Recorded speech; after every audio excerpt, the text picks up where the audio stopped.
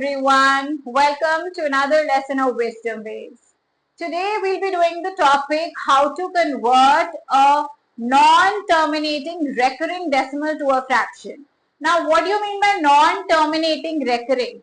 Non-terminating means something that doesn't end, and recurring means something that repeats itself. So how do you convert, this is especially for grade 9 students, how do you convert a non-terminating recurring decimal to a fraction? Okay, come let's solve together. Now the first question is 0.7 bar. So either you put a dot or you put a bar, it's one and the same thing. What does this actually mean? It means my decimal is 0.7777 and goes endlessly. Step 1.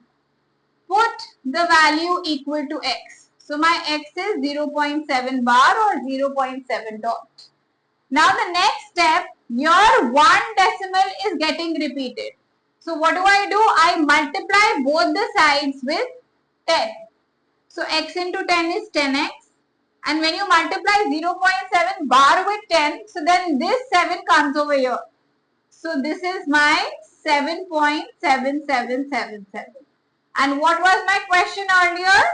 X is 0.7777 here.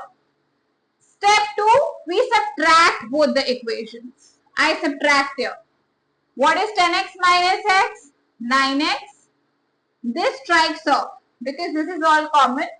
7 minus 0 is 7. So I get my value x as 7 by 9 and we are done. You can put this in calculator and check if you want to. Now the moment you put 7 by 9 in calculator, you'll get the same answer. Come, let's solve the second one together. Now the next one is 2.67 bars. How many places are getting repeated here? 2. What does this mean? This means my question is 2.676767. Okay. So now my x is what? 2.676767. Now the next thing that we're going to do, we're going to multiply this with 100. So students, if there are 2 places over here which are repeating itself, multiply this with 100. Now the moment I multiply this with 100, that means my decimal places shifts 2 places towards right. That means I get 267, then point. My bad over here, I wrote 7, 7, 6, 7, 6, 7.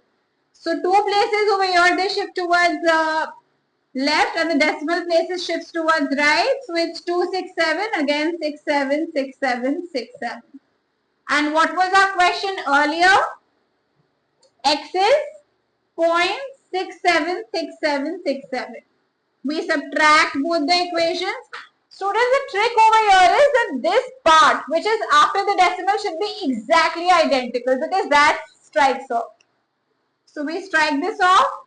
267, we get over here. What is 100x minus x? 99x. And what is my x over here? 267 upon 99. We are done. Okay, coming on to question number 3 now. Here. How many decimal places over here? 3. So how many numbers we have to shift the decimal places by? 3. So my x is 0.007007, right? Now the first thing we do over here is we multiply it with 1000 like I said. Now when you multiply this with 1000, this comes entirely towards your left. So 007 and the decimal places shift towards right. 0.007007. What was our x earlier? X was this 0.007007. Next step, we subtract. Absolutely identical. Strikes off. 1000 minus x. 1000x minus 1x is 999x. And this is what? 7. So what is my x? 7 upon 999. And we are done. Would you want to solve the question together, this one with me? Okay, come on. 2 decimal places. Step 1, we write our question. put a dot dot dot which indicates that this decimal is non-terminating. Now 2 places, what do we multiply with, students? With 100. So 168.686868.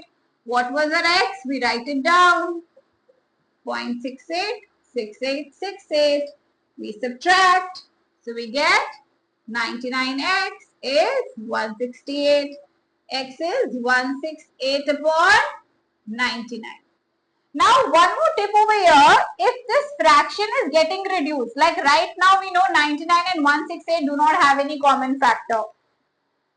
Yeah, 8 and 1 is 9, 9 and 6 is 15. I think we can strike it off. So 3, 3 and 3 5s are 15 and 3 6 are 18. So we get 56 by 33. Always write in the lowest form. Never leave your answer like this.